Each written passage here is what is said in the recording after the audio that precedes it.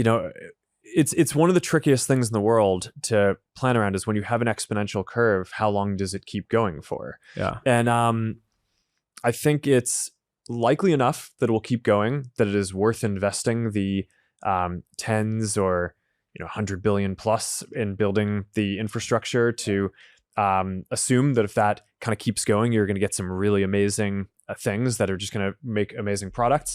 But I don't think anyone in the industry can really tell you that it will continue scaling at that rate for sure, right? In general, in history, you hit bottlenecks at certain points. And now there's so much energy on this that maybe those bottlenecks get knocked over pretty quickly. But I don't know. I think that's an interesting question. What does the world look like where there aren't these bottlenecks? Suppose like progress just continues at this pace, which seems like plausible. Like zooming out, well, we're forgetting about like llamas. There are going to be different bottlenecks. Right. So if not training, then oh yeah, go ahead. Well, I think at some point, over the last few years, I think there's this issue of GPU production. Yeah. Right. So even companies that had the models, that had the money to pay for the GPUs, couldn't necessarily get as many as they wanted because there were all these supply constraints. Yeah. Now I think that's sort of getting less. So now I think you're seeing a bunch of companies think about, wow, we should just like really invest a lot of money in building out these things. And I think that will go for some period of time.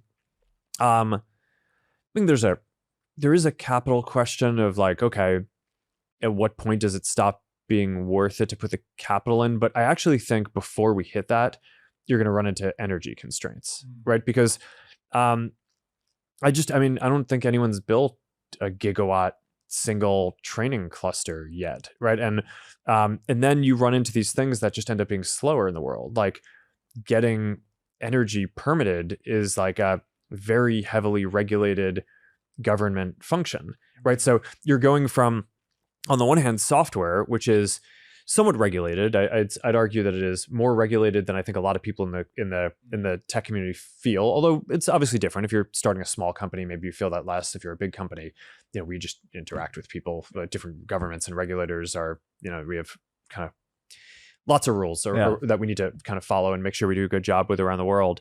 But I think that there's no doubt that like energy, and if you're talking about building large new power plants or large build outs and then building transmission lines that cross other private or public land, that is just a heavily regulated thing. So you're talking about many years of lead time. So if we wanted to stand up just some like massive facility to power that, I think that's a very long-term project, right? And so I don't know. I think I think people will do it. But I don't think that this is like something that can be quite as magical as just like, okay, you get a level of AI and you get a bunch of capital and you put it in, and then like all of a sudden the models are just gonna kind of like I think you do hit different bottlenecks along the way. Yeah. Is there a project, maybe AI related, maybe not, that even a company like Meta doesn't have the resources for? Like if your R&D budget or your CapEx budget was 10x what it is now, then you could pursue it. Like it's in the back of your mind. But Meta today, and maybe you could like, even you can't even issue stock or bond for it. It's like just 10x bigger than your budget. Well, I think energy is one piece. Yeah. Right. I think we would probably build out bigger clusters than we currently can if we could get the energy to do it. So I think that's that's fundamentally money bottlenecked in the limit. Like if you had $1 trillion, I think it's time. Yeah. Right. Well, if you look at it in terms of, but it depends on how far the exponential curves go, right? Like I think a number of companies are working on, right now I think like a lot of data centers are on the order of 50 megawatts or 100 megawatts, or like a big one might be 150 megawatts. Okay, so you take a whole data center and you fill it up with just all the stuff that you need to do for training, and you build the biggest cluster you can. I think that's kind of, I think a bunch of companies are running at stuff like that.